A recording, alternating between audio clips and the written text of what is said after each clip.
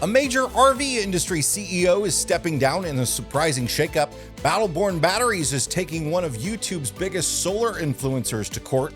Ram has a new package on its ProMaster chassis aimed at Vanlifers, and there may be a new rugged battery-powered Starlink dish on the way. Plus, the Forest Service has killed 30 different mobile apps, launching one new all-encompassing platform to replace them, though it's missing one major feature. And fuel prices continue moving in the right direction. I'm Jason Epperson, this is RV Miles, and it's time for the latest in RV and camping news. Welcome back, everybody. This is your news for June 8th, 2026. I'm recording this on Sunday. Normally, I record on the day I release them on Mondays, so if something major happens on Monday and it's not in here, that's why. First up, in a surprising announcement, major RV component manufacturer Lippert has announced that Jason Lippert has stepped down from his role as president and CEO from the company that bears his family's name, effective immediately.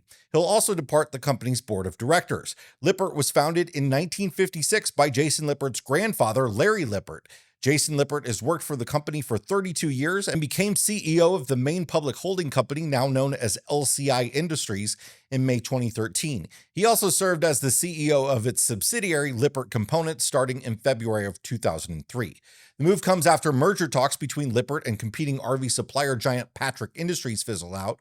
The parties were eventually unable to reach a middle ground, though leadership of the potential merged company had been agreed upon. Whether the dissolution of the merger and this sudden retirement are related is unknown. Quote, "We want to thank Jason for his leadership and his deep commitment to LCI Industries over many decades," comments the board. Under his leadership, LCI Industries grew from a company with $125 million in annual revenue to a company with an annual revenue in excess of $4 billion.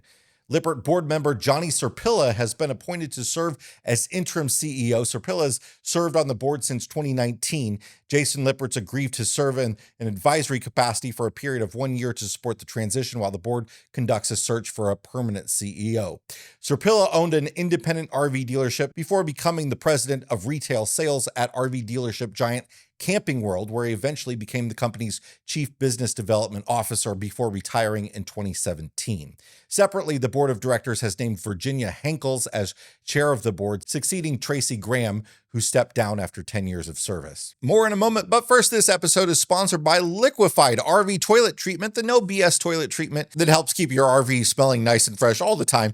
Big news from Liquefied, they're giving away an RV again. Last year, they gave away an Alliance Delta travel trailer, and they're doing it again this year. And you can enter for free over at their website, liquefiedrv.com. Plus, for every dollar you spend, you get 10 more entries, and they have all sorts of other ways to earn additional entries as well, including surveys and wearing a Liquefied t-shirt and more. You can use the code RVMiles at Liquefied for 20% off at liquefiedrv.com.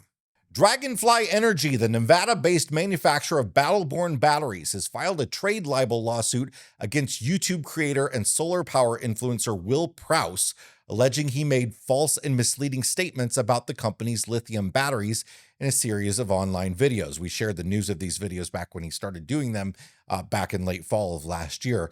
The lawsuit also claims Prowse failed to disclose and publicly denied a financial relationship with Dragonfly that the company says exceeded $200,000 in commissions, advertising fees, and other compensation.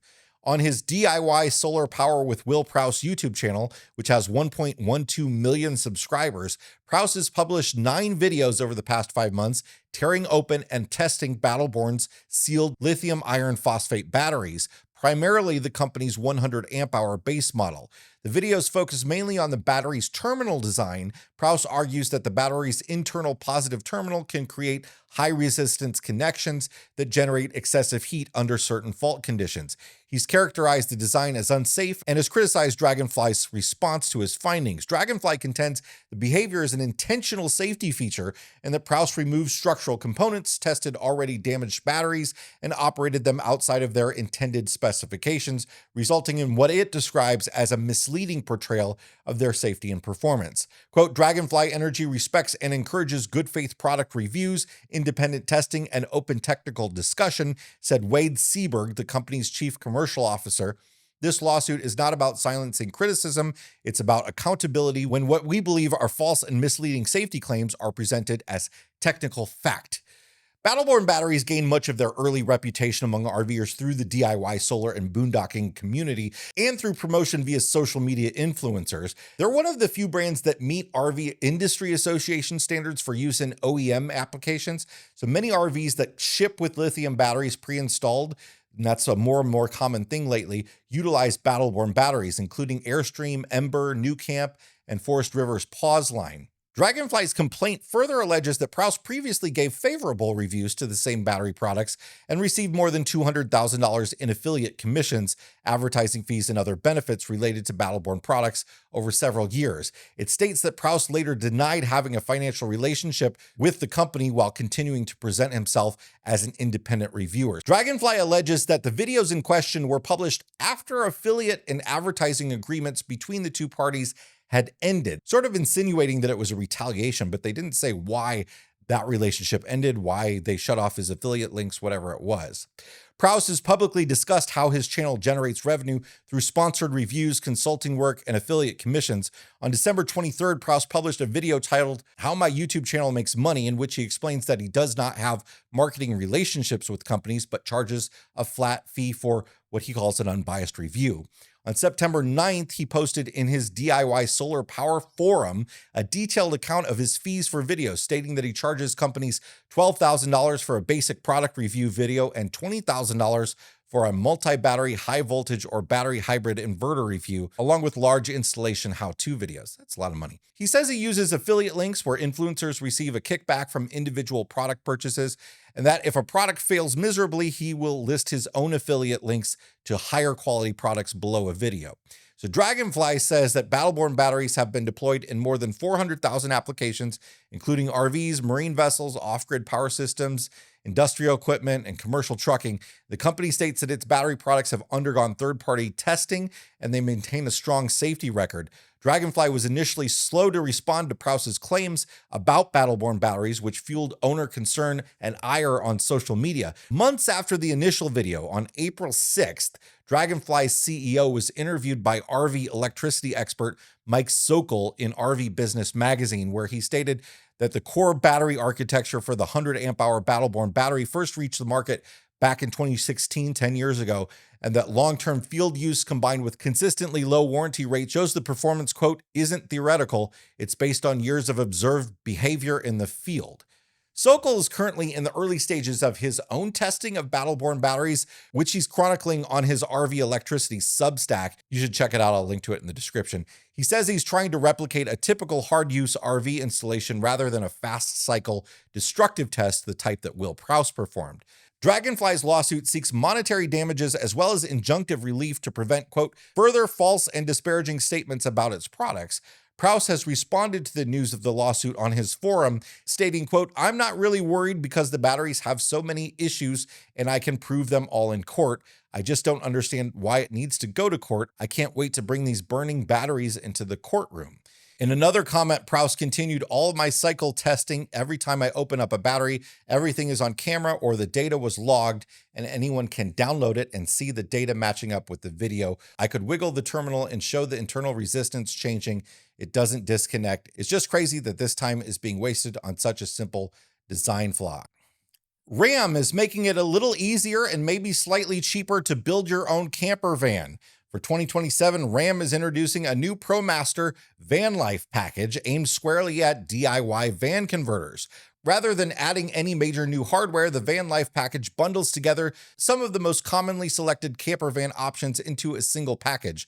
For $49.95, buyers get swivel front seats, auxiliary switches for powering accessories, LED headlights and fog lights, a storage shelf above the cab, windows in the sliding door and behind the driver's seat, and the black appearance package. Those are all options currently available and commonly selected for a van build, but now they're packaged together at a better price than a la carte. The package is available on high roof 159-inch wheelbase ProMaster 2500 and 3500 models, which are already some of the most popular starting points for van conversions. Car and Driver discovered this package in a 2027 configurator that's not available online to the public yet. They confirmed it with Ram, who have not made a public announcement about it either. Starting prices for the Vanlife models range from just over $60,000 for the ProMaster 2500 and about $64,000 for the extended length 3500.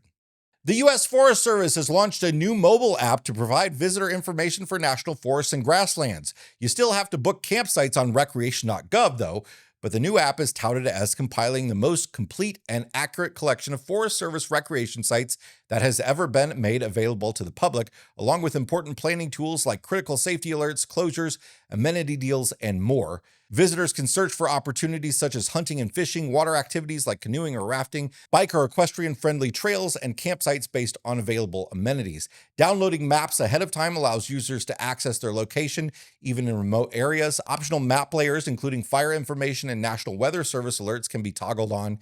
The debut retires nearly 30 similar outdated Forest Service agency apps. I've heard from a few of you about the app who have found it pretty nice. The National Forest Service and Grasslands app is available now for download on the Apple Store for iOS and Google Play for Android. There may be a new Starlink dish on the horizon, and it could be especially interesting for RVers and off-grid travelers. According to a report from PC Mag, researchers studying Starlink firmware updates have discovered references to a battery-powered version of the Starlink Mini. The findings come from a PhD student at the University of Victoria in Canada who regularly analyzes Starlink firmware releases. In a recent update, he found references to new power sources, including USB-C, battery power, and a combination of both. He also spotted code for what appears to be a battery status system that could report charge level and charging activity. SpaceX has not announced any new hardware, and firmware clues don't always become real products, but the discoveries line up with another recent finding from a Ukrainian Starlink expert who spotted references to a mysterious mini rugged Starlink model in earlier firmware. If such a product exists, it could be a significant upgrade for mobile users. The current Starlink Mini already appeals to RVers, especially those traveling in small rigs. A lot of people put it right on their dashboard. It's a compact size and has low power consumption, but it still requires an external power source. A built-in battery and native USB-C charging would make it much easier to use away from shore power, vehicle power, or portable power stations. For now, this remains firmly in the rumor category, but given how popular the Starlink Mini has become, a more self-contained version would make a lot of sense and could be one of the most significant Starlink hardware upgrades we've seen since the Mini was introduced. And finally, for the second week in a row, fuel prices have dropped significantly. The average gallon of gas nationwide is $4.17 a gallon as of Sunday, down 16 cents from a week ago and down 38 cents from a month ago. Diesel's dropped 13 cents to an average of $5.34 a gallon, down 33 cents from a month ago. Gas is still about $1 more per gallon than a year ago. Diesel's nearly $2 more, and uncertainty still looms as the situation continues in Iran, though there has been a lot of talk about potential ends to the conflict. Thanks so much for being here. If you got something out of this episode, hit the like button. If you want more like it, subscribe, and we'll see you next time. Bye, everybody.